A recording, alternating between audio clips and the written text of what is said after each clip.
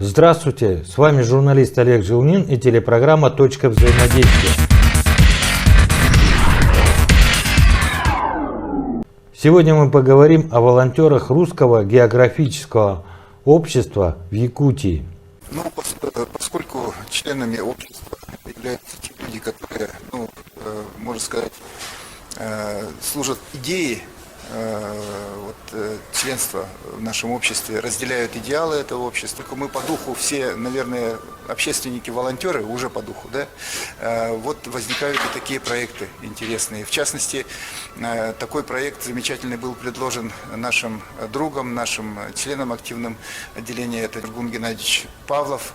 Это путешественник знатный, это предприниматель, скажем, да, который является владельцем уникального судна, это катамарана, большого катамарана, который ходил в очень серьезные экспедиции, и в летнее время он предложил свои услуги в том, чтобы создать условия для отдыха семей военнослужащих, участников специальной военной операции. Русское географическое общество не могло остаться в стороне, и мы посчитали, что это очень важное дело, потому что, собственно, мы все, наша страна, должны в такой момент объединиться и создать условия не только для того, чтобы наши военнослужащие отстаивали нашу Родину, имея для этого все необходимое, но и создавали условия для их родных, семей, детей здесь, что называется, в тылу.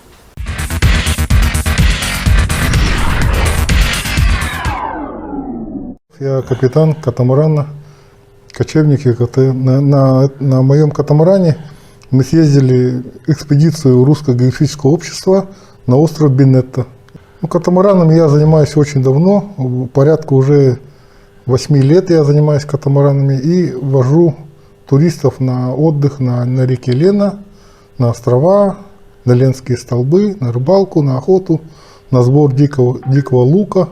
Навигация начинается в июне, начало июня, 1 июня, и сразу буквально через неделю, 5-6 начинается уже цветение лука, как можно будет лук собирать. И в это время примерно у нас есть месяц, полностью месяц июнь, мы собираем лук. Это некоторые собирают пакет, некоторые ставят 2 пакета, некоторые ставят куль. Вожу именно туда, где есть лук. Катамаран — это плавсредство, это самое безопасное плавсредство. Например, у меня грузоподъемность 7 тонн, да? Грузоподъемностью 7 тонн какой-то груз с точки А в точку Б, я израсходую бензина ровно столько, сколько израсходует обычная моторная лодка. Столько же бензина. Осадка очень небольшая. То есть я могу пройти там, где обычная лодка или какой-то катер не сможет пройти. А я по мелководью тоже могу ездить на катамаране. Супер джип какой-то, например, если автомобильная техника сравнивать, да? Почему катамаран оказался доступен, чем моторные лодки? На катамаране я могу увезти большое количество человек. Примерно, в среднем? В среднем минимум 30 человек спокойно вообще. Сколько? 30. 30? За один раз 30 человек. И это безопасно. А на моторной лодке ты столько человек не увезешь. Причем у меня расход топлива будет такой же, как на моторной лодке, которая увезет 5 человек. А я увезу 30 человек.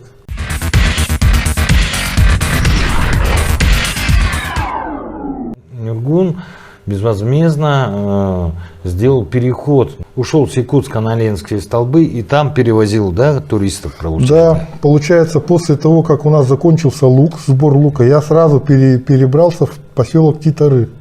И каждый день в течение 10 дней или 14, я, по-моему, 2 недели был там, каждый день в течение 2 недель курсировал автобус из города Якутска до поселка Титары. И привозил, например, 30 человек пришло, они сели в катамаран, я вместе с водителем едем на Ленские столбы, там они проводят экскурсию, отдыхают, кто-то порыбачит, кто-то там просто балдеет. И обратно, вечером уже возвращался, людей сажу обратно в автобус, и они уезжают в город Якутск. Сам переночую. Мне тогда очень здорово помогал волонтер, работает в Саха-цирке, Вилустан Сафронов. Он мне здорово помог. И поддерживал меня все это время, и как напарник, он вот самый такой вот. Это он за счет нужный своего отпуска там Да, он и помогал. да, Да? и получается, что он как волонтер помогал нам всем. И вот всегда он меня когда-то попрошу помочь, он всегда придет на помощь. Хотя он как бы работает в Сахацирке, да, ну совсем другой, как бы, да, от реки. Но все равно ему это нравится, я вижу, что ему нравится. И вот как мой лучший друг, он мне всегда помогает. Еще хочу отметить волонтеров, которые тоже помогают. Это Русско-географического общества, наверное. да, ну, конечно, русское географическое общество, я вот всегда говорю, что и еще помимо этого есть волонтеры, которые, ну, например, один работает в милиции, да, один работает там пенсионерка, женщина Мария, вот она вообще она в группе моей состоит админом, да, и она берет на себя вот это списки, вот это все вот бумажное, вот эти документы, ну все берет она на себя, она очень молодец, и она прям такая трудолюбивая, никогда, ну это, никогда не говорит нет, всегда помогает, она очень хорошо.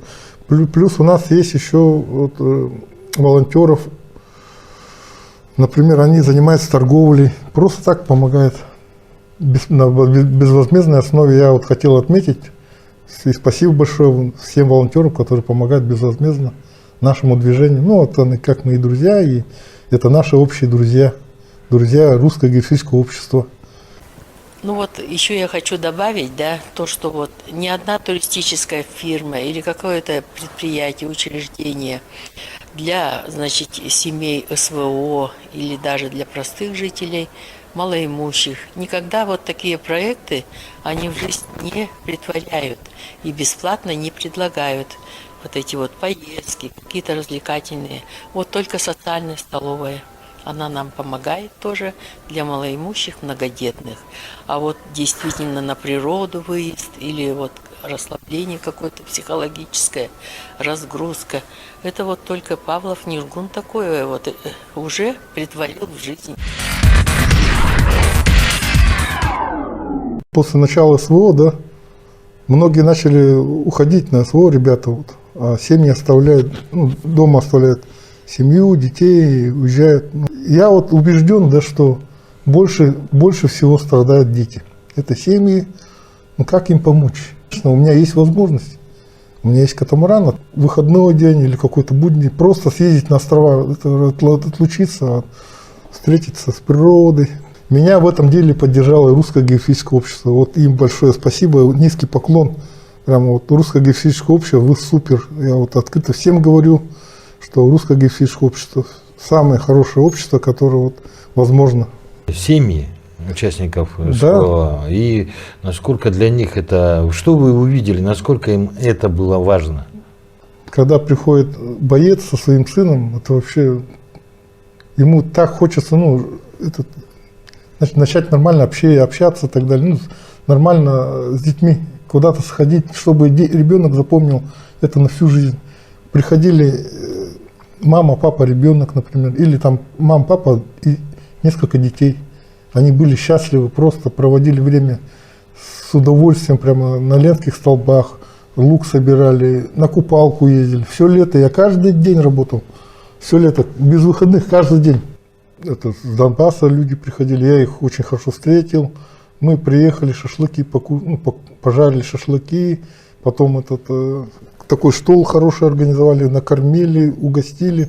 У нас, конечно, гостеприимство сидит в крови прям. И я вот в таком случае взял, затопил баню. У меня в бане стоит полномасштабная такая парилка. Прямо на катамаране. Прямо на катамаране. Попарились хорошо, поныряли прямо с катамарана. Давно так отдыхали?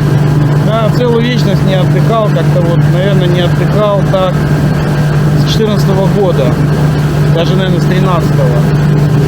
Вот, и по ощущению, вы знаете, вот полного спокойствия. А когда находишься в кругу хороших людей, полного спокойствия. Таких дней давно не было, у меня прям такой подарок хороший. Как река? Замечательно, сила чувствуется, прям такая великая река. Вот наш великий Якутск.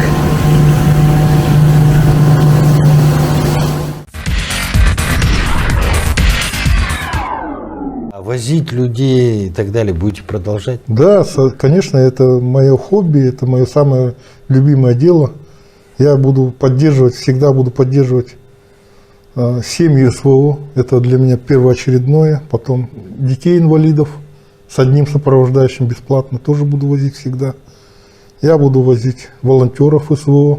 Я буду возить всех ветеранов войны, труда и тыла. Тоже, всегда буду пожилых людей 80+, всегда бесплатно буду возить.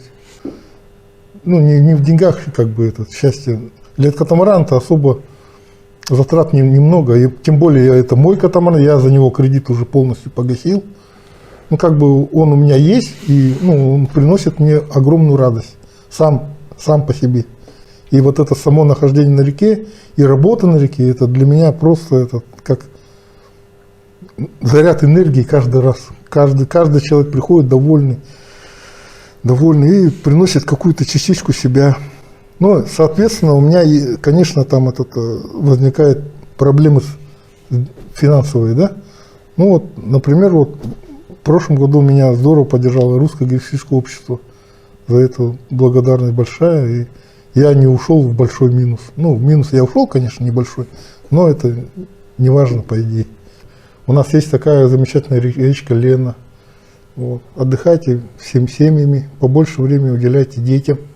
Потому что дети запоминают это на всю жизнь.